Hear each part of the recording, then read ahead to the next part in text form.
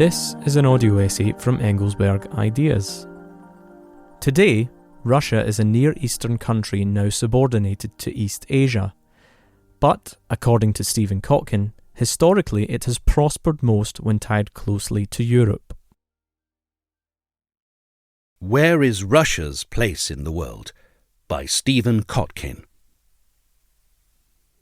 Our designations of world regions are at best awkward, animated by condescension, or worse. The English term Near East, formerly and occasionally still known as the Levant or the Orient, is of relatively recent origin, roughly from the Crimean War, as well as singularly European provenance and orientation, namely the part of Asia closest to Europe. Could we imagine that Europe might commonly be referred to as the Near West? State borders in the Near East, furthermore, derive in many cases from colonial-era violence and whim, and the region as a whole can be ill-defined, sometimes narrow, Arabia, Persia, Turkey, Israel, and sometimes broad, stretching to North Africa and the Horn of Africa, the Indian Ocean and Afghanistan.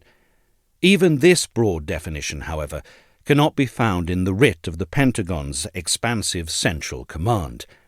How could such an amorphous description commend itself to us? The borders of one of its entities, the Ottoman Empire, which provoked the coinage Near East, underwent significant flux, waxing and waning spectacularly before expiring. Then there is the circumstance that the term Middle East, which arose mostly in diplomatic and military discussions of Persia-Iran around the dawn of the 20th century, initially joined and then largely displaced Near East, though not entirely. The U.S. State Department retains a Bureau of Near Eastern Affairs, while the private Washington Institute for Near East Policy follows suit. The U.S. government's various agencies cannot agree on a definition of the region. No one knows where the Middle East is, although many claim to know, Roderick H. Davison explained in 1960. Scholars and governments have produced reasoned definitions that are in hopeless disagreement. There is no accepted formula, and serious efforts to define the area vary by as much as 3,000 to 4,000 miles east and west. There is not even an accepted core for the Middle East. Involved in the terminological chaos is, of course, the corollary question of how the Middle East relates to the Near East, or indeed whether the Near East still exists at all. Should all who enter here abandon hope? Let us further acknowledge that whatever the shortcomings in origin and usage, and whatever the configuration, a Near East-Middle East exists, including in the minds of people who live there. Indeed, the leading Saudi daily newspaper, Ashaq al-Awsat, means the Middle East. Russia is a Near Eastern country too. Geographically, this has long been manifest, as evidenced by Russia's seemingly eternal and eternally elusive hankering for the domination of the Turkish Straits. Russia also maintains a long-standing presence on the Caspian Sea across from Iran. Russia's oldest city today, located in the North Caucasus on the Caspian, is Derbent. The city was re-established in the late 5th to early 6th centuries AD by the Persian Sassanids, when it served as a focal point for the spread of Christianity, and was taken in the 7th century by Muslim Arab armies of the early Caliphate, later falling to the Mongols and changing hands many times thereafter. It also had a Jewish population. John Bell, a Scottish physician who travelled from St. Petersburg to Beijing, in 1722 accompanied Peter the Great on his mission to Derbent and the Caspian Gates. The expansive steppe is contiguous with the Near East, as many a besieged Near Eastern/Middle Eastern ruler over a millennium could attest. To be sure, Muslim majority status is generally the unstated qualification for inclusion in the most expansive versions of the Near East-Middle East, with Israel being the anomaly, and today's Russia is only around 15% Muslim. By contrast, Albania is just over 50%, while Kosovo is nearly 100%. But beyond geography, which might be considered sufficient, and religion, the Russian state was shaped by the Golden Horde, based in Sarai, a Muslim offshoot of the Mongol Empire, Ulus. The early princes of Muscovy were vassals of the Muslim Khan. Only in 1480 did Muscovy become fully independent. Russia's own imperial venture was forged when it turned the tables on other offshoots of the Golden Horde and became an Eastern Slav and Tatar amalgam.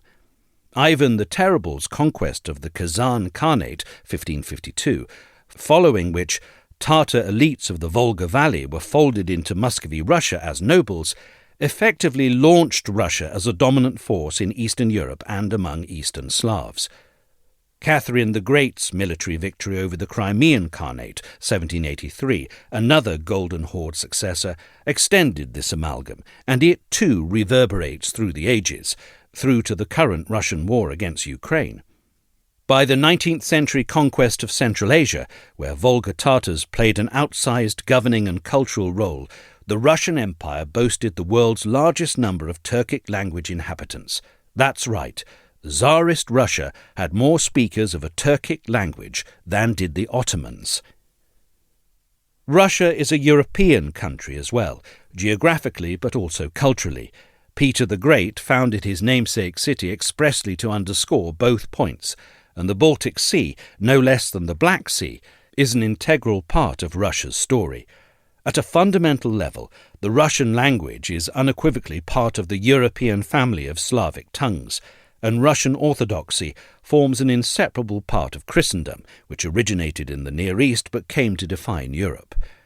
Russian rulers long portrayed themselves as the rightful heirs to Byzantium, thereby legitimizing not only their designs on Ottoman lands but also their rule, and sought to distance themselves in civilizational terms from the Ottomans and the Orient, even though, unlike representatives of the other great powers in Istanbul, Russian diplomats could use their own native-speaking subjects as interpreters. Russian diplomats in Istanbul, often viewed as outsiders compared with their counterparts from Britain, France, Austria and Venice, pressed relentlessly to achieve the status of the European powers, but met with resistance. Russian translations of orientalizing travelogues in the Ottoman lands by Europeans omitted passages viewed as conducive to an obvious orientalization of Russia. Alexander I presided over a European Grand Peace settlement in Paris, as did Stalin in Berlin. Try imagining European high culture without Russian literature and painting, music and dance, design and film. But crucially, Russia is not and never has been a Western country.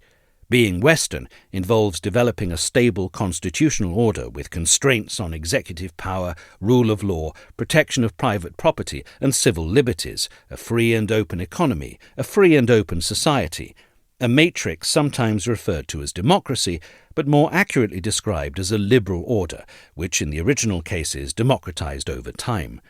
Japan, by contrast, is not a European country culturally, but institutionally it is Western. Governance, not culture, ethnicity or religion, is decisive, which is why Russia is a Near Eastern, Middle Eastern country not only geographically. Of course, not every state in that region is or has been autocratic, and yet historical and contemporary resemblances between Russia's political regime and that of a large number of Near Eastern, Middle Eastern ones can hardly be denied. At a basic level, many are quintessentially oil and gas-floated autocracies, repressing domestic political challenges and suffering deficits of legitimacy even when times are good. But at a fundamental level, these are not just petrostates. They exhibit dominant characteristics of patrimonialism, that is, an erasure of the distinction between state interests and state funds and the private interests of the ruler and his family, or clique. The state resembles a family business, or an extension of the ruler's household. Russia is geographically an East Asian country as well, its colonizers having reached the Pacific Ocean in the 17th century. Russia went on to fight multiple wars against Japan, imposed a sphere of influence in parts of China, rendered Outer Mongolia independent from China while brutally subordinating the former as the Soviet Union's first satellite, and occupied the northern half of the Korean peninsula, where it implanted a communist regime. Still, Russia's story in the Pacific region has mostly been one of failure. Consider only the relative weight in the world through time of San Francisco or Los Angeles, let alone Seattle or Vancouver, compared with Vladivostok, rule the East, or consider the relative population of the Russian Far East, which peaked at around 10 million and today stands at under 8 million compared to that of Korea or northern Japan, let alone a single province of northern China. Geography is pivotal, but not destiny. Historical developments have buried the notion of Oriental despotism, perhaps for good, as an overarching designation, thanks to the advent and endurance of rule-of-law states throughout much of Asia, not just in India and Japan, but in Japan's former colonies, South Korea and Taiwan, as well as Indonesia, Malaysia and elsewhere, stretching down to Australia, which, by the way, is physically located in the global south. The appeal to Asian values collapses on the interrogative, which Asia? The defiantly illiberal, China, North Korea, etc., or the mostly liberal. True, Singapore, as well as, in different ways, Hong Kong, remain confounding examples, as do a few other former British possessions. Be that as it may, Russia would be lucky to follow an East Asian path to constitutional order and open society. What might be the implications of Russia's being a Near Eastern country today and going forward? Numerous relevant topics suggest themselves. The Soviet invasion of and ignominious exit from Afghanistan, and the unwitting spur to Islamic radicalism that redounded to Tajikistan and the Russian North Caucasus, the Soviet divorce from Uzbekistan, Tajikistan, Kyrgyzstan, Turkmenistan and Kazakhstan, which left behind a large Slavic diaspora and would later see significant labour migration to Russia. The historic wars with the Ottomans, more than a dozen, and the contemporary rivalry as well as cooperation with Turkey, Russia's endemic North Caucasus instability, perhaps the place where Russian dominion could unravel, the epoch of Moscow's Arab client states, including the on and off close ties to Egypt, the once close ties to Iraq, and support for South Yemen, the Arab world's only avowedly Marxist state, the barbed competition and later rapprochement with OPEC, and the striving for closer ties with the Saudis, once an enemy, the vast diaspora in Israel, among the largest and most important Russian-speaking populations outside Russia, alongside that of the UAE, the support for warlords in US-fractured Libya, Russia as a global supply of jihadists, the Russian mercenaries and mineral extraction across the so-called Coup Belt in Africa's Sahel, the fallout with Iran following the Islamic Revolution, and the recent transactional co-development with Tehran of tools of repression and aggression, and Russia's peaceful, hard-working Muslim citizenry. The list goes on. Here we shall highlight two dimensions, elaborating on the thrust above, concerning both the salience of geography and the decisiveness of governance. First, it should come as no surprise that Russia's attempted reassertion of a global role recurred first in the Near East Middle East. The post-Soviet Kremlin prided itself on maintaining friendly relations with every state in the region, even or especially when they did not talk to each other, including the Arabs and Iran, Iran and Israel, Qatar and other Gulf states, Israel and Syria, Turkey and Iran, and factions within Libya. Yet even then, as Dmitry Trenin acknowledged, the basis of Russian ambitions in the Middle East and beyond was fragile. Note that Nixon and Kissinger grasped the strategic advantages of befriending everyone in the region long before Putin did, although Putin's regional policy, for a time, marked a distinct improvement on the ideologically driven, rigid Soviet behavior here. Nixon and Kissinger also managed to push the Soviets out of the region, while America's post-1991 presidents and diplomats constantly, if unwittingly, created exploitable opportunities for Russia in the Near East Middle East. When Putin intervened militarily and saved Bashar al-Assad's vicious regime from an armed insurgency, the Russia is back euphoria exploded. The Middle East is a way to showcase that the period of Russia's absence from the international scene as a first-rate state has ended, crowed the high-profile Russian pundit Fyodor Lukyanov. As I noted at the time, observers mistook temporary tactical gains for strategic gains. In Syria, where the supposed revival of great power status began, The Kremlin's intervention made it part owner of a civil war, mass atrocities, and a ruined country. To be sure, those who had predicted a quagmire in Syria for Russia were wrong. Russia, in fact, suffered far worse. Outright defeat, as did Iran. Following the Turkish-sponsored overthrow of Assad's regime, Russia found itself desperately clinging to Soviet-era military bases in Syria, including the warm-water Mediterranean port at Tartus, while scrambling to shore up logistics for its tenuous position across the Sahel. Indeed, far from demonstrating its resurgence, Russia's meddling in the Near East Middle East revealed the hollowness of its foreign policy, which brought no improvement in the country's economic growth, underlying human capital, infrastructure, or governance. Echoes of this Near East Middle East overreach can be found in Russia's inability to reconquer Ukraine, a failure that unwittingly helped set the stage for Assad's downfall, and they reconfirm profound flaws in Russia's long-term trajectory. Arguably, Russia held far more sway in Ukraine before the attempt to conquer it all than today. Largely as a result of its recourse to force, Russia's position across Eurasia, among places it used to rule, has been declining. The upshot is that even if a US president wanted to grant Russia a sphere of influence across Eurasia, he could not do so. Make no mistake, Russia is estranged, not just from those former satellites and former Soviet republics that managed to realize their dreams of joining NATO and the EU. The Kremlin has also alienated Kazakhstan, Armenia, and even Azerbaijan. Grey zone manipulations that are supposed to have delivered leverage to Russia by fostering instability sow deep societal and governmental distrust in the target countries. Even the autocrat in Belarus, who owes his continued hold on power to Putin, remains wary of excessive dependence on Moscow. Tellingly, efforts to force restore Russian language status in Ukraine reveal a negative trend in language use far beyond that once heavily Russified country. The Eurasian Economic Union and the Collective Security Treaty Organization have both become zombie-like. Beyond former Soviet Eurasia, Russia's influence in India, predicated on warm Cold War-era ties and long-standing weapons sales, has also weakened, though well short of a complete break. Analysts who blame the West, the US, NATO expansion, and the like for Russia's belligerent behavior over the past decades have to explain why Russia's neighbors, not even in NATO, view Moscow with deep suspicion, or worse, and why Russia's former soft power in Eurasia continues to fade. Russia is not back.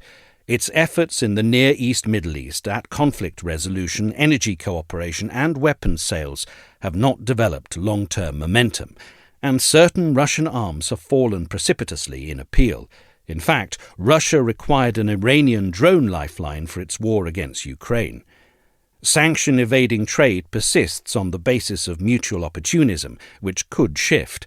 Indeed, Russia has switched sides here too many times to count, from newly founded Israel to Nasser's Egypt, from Saddam's Iraq to today's mullahs in Iran.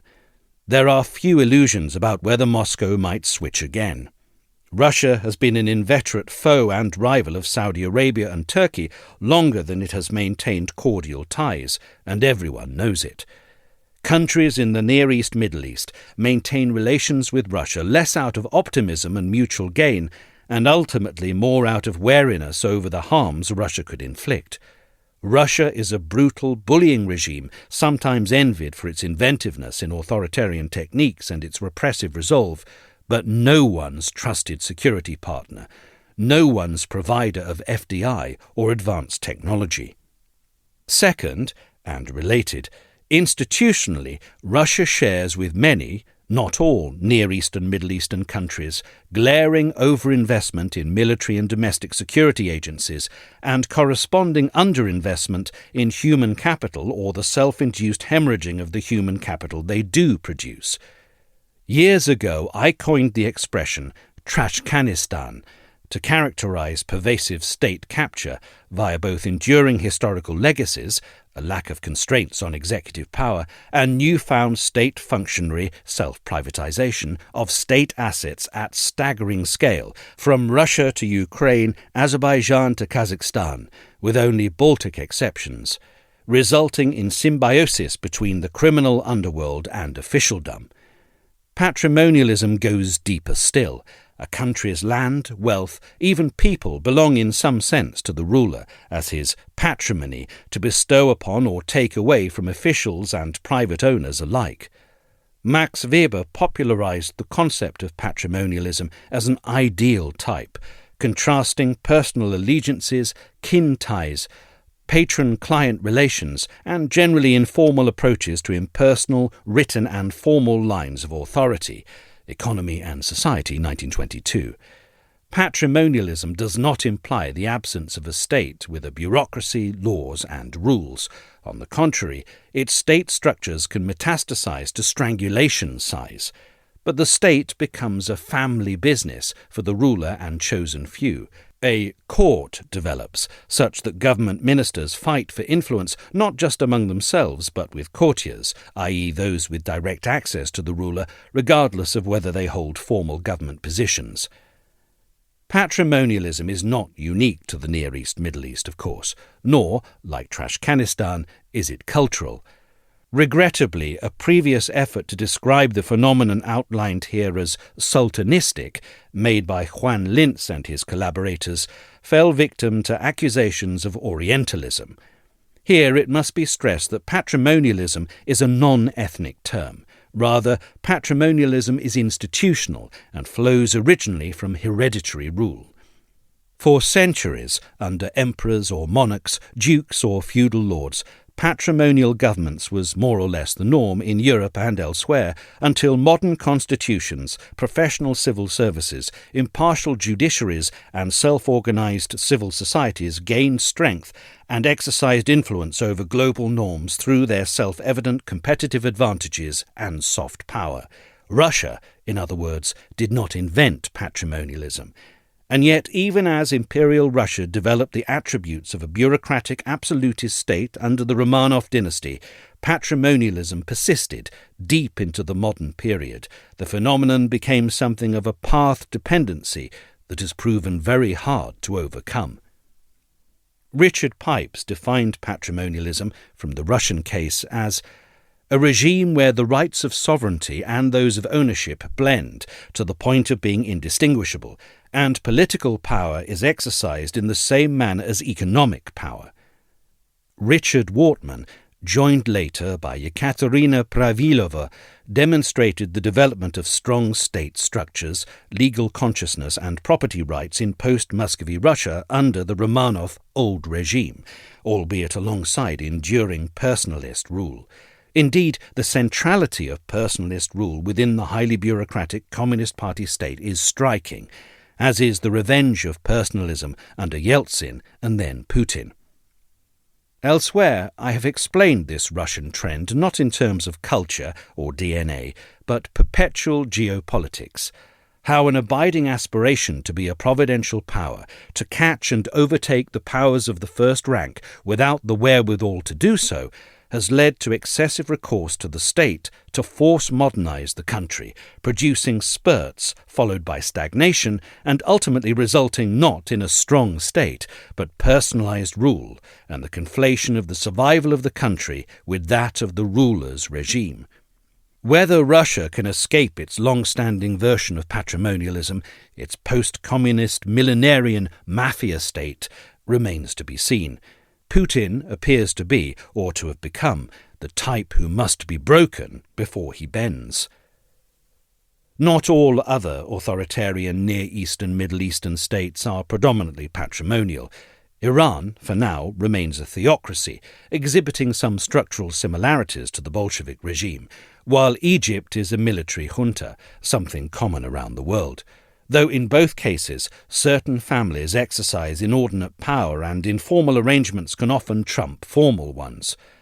At the same time, patrimonial practices can also be found in North Africa, in Tunisia or Algeria or Morocco, where they spurred popular revolts as part of the so-called Arab Spring. Not all states in the region are consolidated authoritarianisms. Some are partially shattered: Syria, Yemen, Lebanon, Iraq. A few, such as Israel and Turkey, are rule-of-law democracies, albeit subject to self-inflicted erosion to different degrees. The island state of Bahrain, as well as Kuwait and Jordan, are semi-constitutional monarchies with quasi-parliaments, but also with highly pronounced patrimonial qualities. Saudi Arabia, UAE, Qatar and Oman most resemble patrimonial regimes. Indeed, they have hereditary ruling families with sprawling numbers who dominate the state and the economy. Russia's case has come to involve patrimonialism without inherited rule. Putin's Russia has attracted more than its share of envy and imitation, even though this kind of system is highly debilitating, especially for the well-being of the populace, but also for quality of governance and political stability, including succession struggles. Let us be absolutely clear. The Near East Middle East boasts ancient civilizations of exquisite beauty and attainment. These are cultures of wondrous architecture, enduring epics, surpassing song, textiles, instruments, enterprising merchants and talented people. A case could be made that the Arabian Peninsula littoral constitutes its own distinct Arab phenomenon, mercantile and pragmatic. These are qualities shared not only by Qataris, Bahrainis and Emiratis, but also Yemen's Hadramawtis, not to mention the inhabitants of Aden and the Hijaz historically. This is in stark contrast to the Arabian interior, where the dominant authoritarianism and piety emanate and fuse. Be that as it may, in the domain of politics, and as a result economics, the countries of the Near East Middle East have too often undermined themselves. True, these places have suffered predation from without, and outside powers have colluded in local failure. Still, the region's predation cannot be reduced to outsiders' malign interference. Near Eastern, Middle Eastern states tend to distrust and mistreat their own peoples, to enact violence not just internally, but also externally upon their neighbours, in some, to waste lives, natural endowments and potential. Often this patrimonialism is denounced as corruption because of the blatant private appropriation of public office, but it should be considered pre-corrupt. Attaining the stage of corruption would constitute an achievement, as it were, for that would mean there were identifiable violations of regular, ordered, law-protected economic and political behaviour, not an all-encompassing, system-defining activity. Some Near Eastern, Middle Eastern ruling circles have publicly embraced an imperative to alter their trajectories by investing far more in domestic human capital, even as they continue mostly to purchase it on the global market, and in establishing innovation ecosystems driven by science and tech industries, partly by partnering with Israel and India, the United States and China. Personalized rule need not be predatory. Rulers can decide to heed some limits, appoint competent loyalists and technocrats, commit to development and people's well-being, use their power to force advantage social change and female empowerment. But those are choices, and they can shift at the determination of the ruler, who is, in any case, mortal. Even when rulers hold steady to a developmental course, implementation can also fall short, given state capacity challenges and self-dealing, and for all the positive changes in parts of the Near East Middle East, promised and real, governance is not one of them. State-driven or state-indulged societal and economic change has been accompanied, predictably, by political tightening. Few beacons of institutionalized freedom or enduring non-extractive prosperity stand out in the wider region. Listeners to this essay might note that one could just as well argue that Russia is African too, given that patronage-driven, illiberal and natural resource-sustained Trashkanistans can be found on that continent as well. Indeed, some African countries are also quintessential hydrocarbon autocracies. Consider the eerie similarities between phenomena in Angola and in Russia. An oil-dependent and commodity-exporting economy, domestic repression, staggering corruption, China's dominant influence. The key difference, though, is geographical location. Part of Africa could be said to be in the Middle East, but most is not. To be sure, a huge swathe of Russia, because of Siberia, is not anywhere near the Middle East, but Siberia is largely empty, unlike sub-Saharan Africa. Where does this leave us? Several decades ago, a big boost to understanding patrimonialism and what was dubbed neo-patrimonialism sprang from re-examination of newly independent states born of colonial rule in Latin America, Asia, Africa.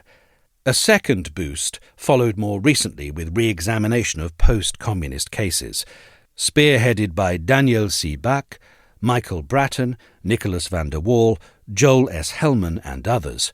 Now scholars have pronounced a global patrimonial wave, including in the developed West. There is something to the latter point, at the level of individual leaders, their aspirations and assaults on institutions that constrain executive power, their indulgence of rhetorical anti-elitism and shameless graft. Still, such usage threatens to render patrimonialism so general as to risk becoming useless, and for all their earnestness and erudition, such analyses are generally founded upon dubious inequality statistics and mischaracterizations of populism. A system's nature remains the focus here. In that connection, part of the resemblances within the Near East-Middle East derive from isomorphism, similar responses to similar circumstances, and part from deliberate emulation and borrowing, what might be called perceived authoritarian best practices. These regimes provide inspiration and self-interested support to each other, although their interests and ambitions clash as well. Such processes merit further elucidation. Here let us note that the circumstance of Russia being a Near Eastern country with a patrimonial regime testifies to undeniable failures of strategic purpose and performance. Putin and his defenders depict Russia's increasing dependence on China as a strategic choice, and a brilliant one, but it more resembles a trap and a self-imposed one, necessitated by his decisions to blow up relations with Europe and the United States, and blame the West for the blow-up.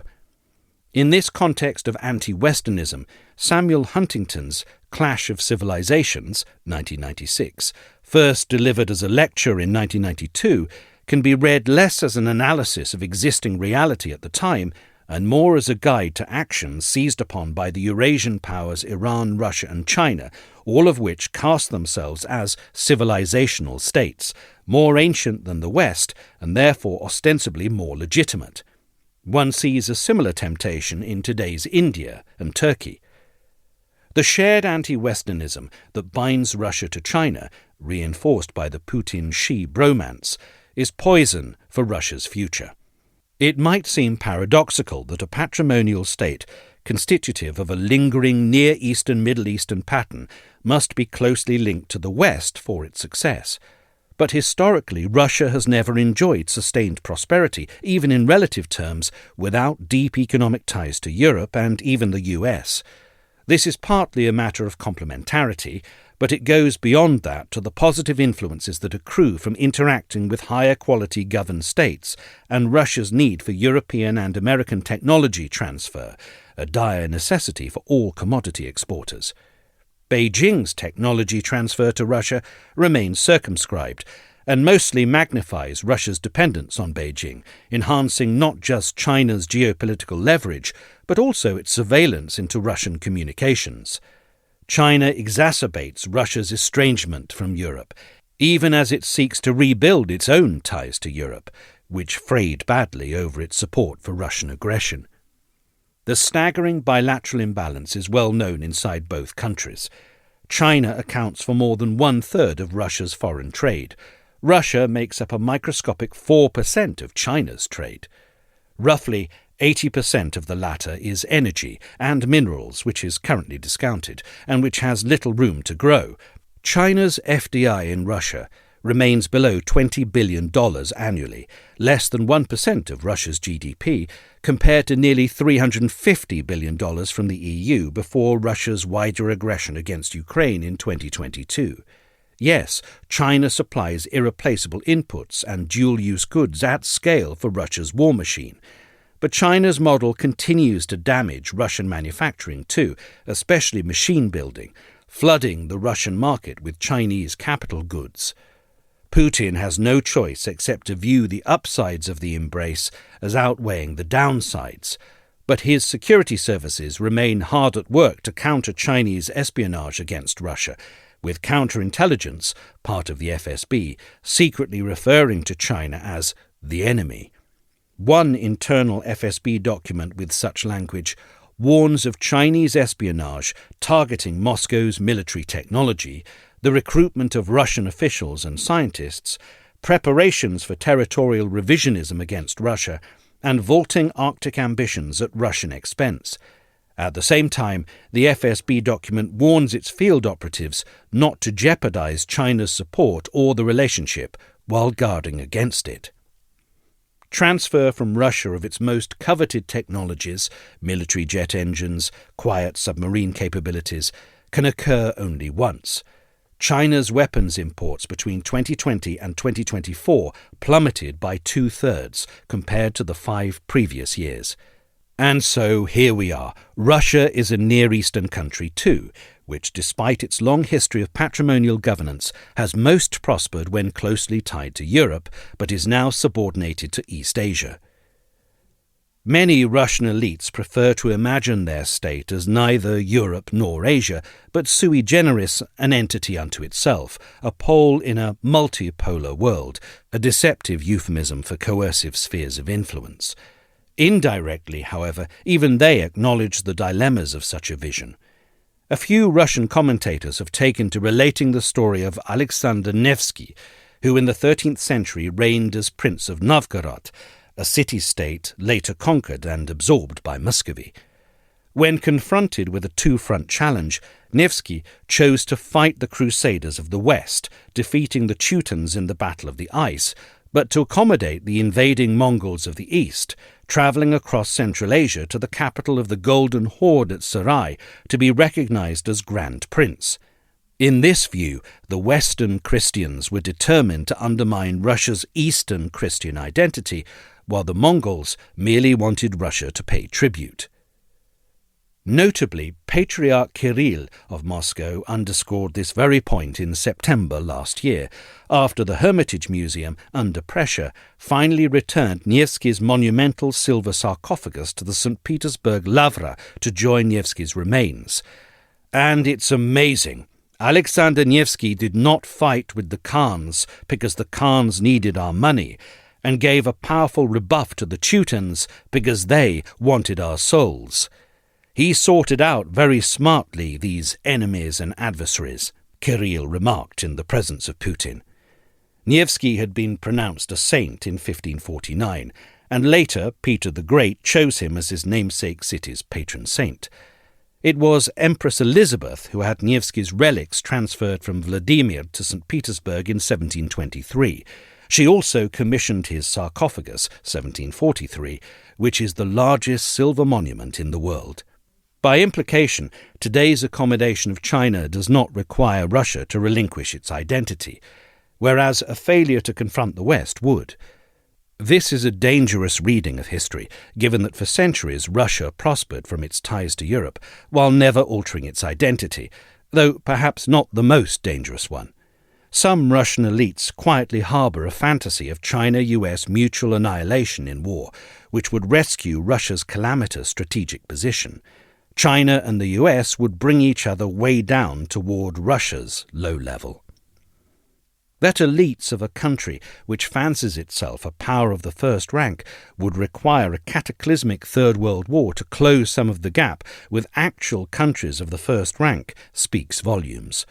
If such a war were to be avoided, Russia would be left to fall still farther behind. But even if war is not avoided, it would do nothing to enhance Russia's human capital, innovation, infrastructure and governance, the attributes that attain and sustain great power status.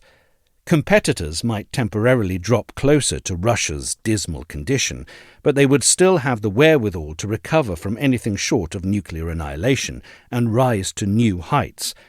Be that as it may, the sobering history of great power wars ought to inhibit anyone from willing one into being and warn against illusions of reaping gains as opposed to the whirlwind. A sense of tragedy haunts these trends. Bringing a tamed Russia into a transatlantic community, an American pipe dream, dates back at least to the early 20th century, even before formal transatlantic structures existed, in the writings of Henry Adams. Russia was a problem 10 times as difficult as Germany, the grandson of America's 6th president and the great-grandson of the 2nd, wrote in The Education of Henry Adams, printed privately in 1907 and published posthumously in 1918. Adams noted the fascinated horror that Russia provoked and speculated that the highest triumph of history would be inclusion of it into the Atlantic combine. France's Charles de Gaulle defined a Europe from the Atlantic to the Urals in 1959, while Germany's Willy Brandt initiated a multi-decade Ostpolitik around 10 years later. Again and again, however, Americans and Europeans discover that Russia does not want to become just another country, like post-Second World War France or Germany, part of a community of equals. Today, in terms of the EU, that would mean a country equal to, say, Poland or Estonia. This refusal to be just another country is the principal reason why even less clumsy efforts at Russia's integration than the ones earnestly attempted after 1991 would have failed. At the time, Dmitry V. Trenin perceived that Russia would not join the West, even if he nonetheless somehow imagined Russia was becoming Western. To be sure, Gorbachev's fated common European home stressed cooperation rather than confrontation, but it remained fundamentally an American-Soviet condominium for Europe, not something widely acceptable on either side of the Atlantic. Putin, like Stalin, fantasizes about evicting the US from Europe entirely. Whatever the future of Russian leadership, or the disposition of the Americans, or the French, or the Germans, Russia's road back to Europe is now much harder than ever, given the admission into the European Union and NATO of countries predisposed to see menace based on long, painful history. Putin and his apologists, in the meantime, proactively sabotage these bodies and pursue their dissolution, or at least rollback, as a matter of the survival of his personalist regime. Thank you for listening to the EI podcast. If you enjoyed this episode, please sign up to our mailing list and download the Engelsberg Ideas app. Explore intelligent perspectives on history, culture and geopolitics, anytime, anywhere. And best of all, it's totally free. Until next time, thanks for listening.